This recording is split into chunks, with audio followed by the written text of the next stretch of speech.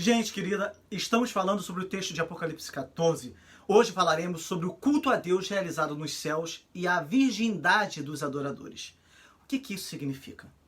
O nosso vídeo de estudo, que fez uma análise de todo o capítulo 14, versículo por versículo, está imperdível. Você precisa assistir. Ele abordou tudo isso.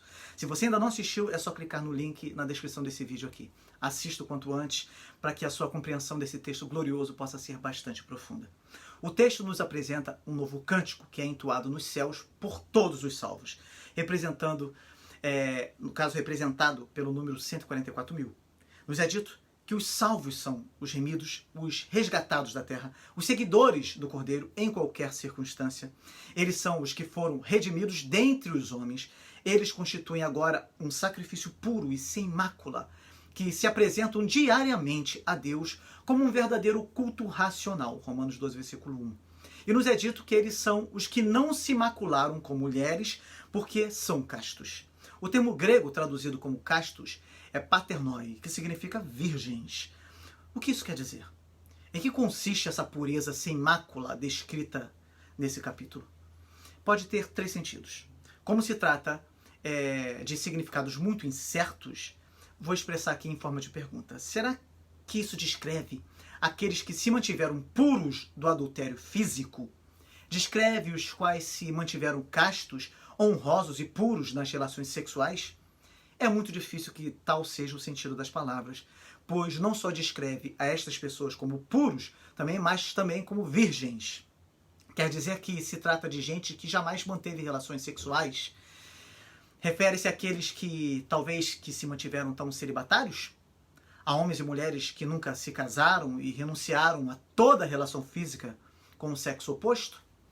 É importante responder a essa pergunta porque não há dúvida de que não demoraria para chegar a época quando a igreja glorificou o celibato e a virgindade. Isso foi acompanhado por certa subestimação do casamento e a afirmação de que só aqueles que renunciavam a ele por completo podiam ter acesso à vida cristã superior. Era uma atitude muito comum entre os hereges. Os gnósticos sustentavam que o casamento e a reprodução vêm de Satanás. Taciano afirmava que o casamento é corrupção e fornicação. Marciano fundou igrejas para os celibatários e proibiu a entrada a outros. Um dos mais importantes pais da igreja, Orígenes de Alexandria, ele castrou-se voluntariamente a fim de assegurar sua virgindade perpétua. Não passou muito tempo antes de que os pregadores cristãos, mais entusiastas, insistissem que o cristianismo implicava no celibato e na virgindade. Nos Atos de Paulo a Tecla, Demas acusa Paulo de privar aos jovens de esposas e às jovens de maridos, dizendo que a única forma de assegurar sua ressurreição é mantendo-se castos. É óbvio que se trata de um livro apócrifo, mas esse é um ensino que se põe na boca de Paulo. Existe um relatório de um juízo romano, Ruinart, Atos dos Mártires, de 27 de abril do ano 304, no qual se descreve os cristãos como pessoas que influem sobre as mulheres tolas e lhes dizem que não devem casar-se e as convencem para que adotem uma castidade insólita. Esse é exatamente o espírito que originou os monastérios, os conventos e as monjas e aqueles que estabeleceu que todo relacionamento com sexo e corpo era mau. No entanto, essas duas interpretações não têm nada a ver com o ensino do Novo Testamento. Jesus exaltou o casamento e disse que, por ele, o homem deixava sua família e se unia de maneira tão íntima à sua esposa que os dois se tornavam uma só carne.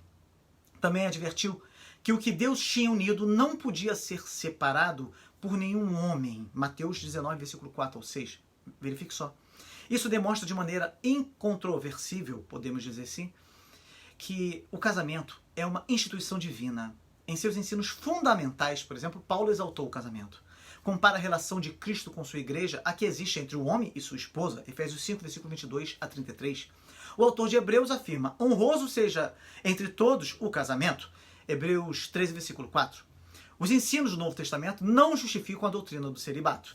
No entanto, os que consideram que isso é o que o texto na verdade está ensinando mesmo, ou seja, a defesa do celibato e da virgindade, colocando no segundo plano o casamento, vão dar duas explicações para isso.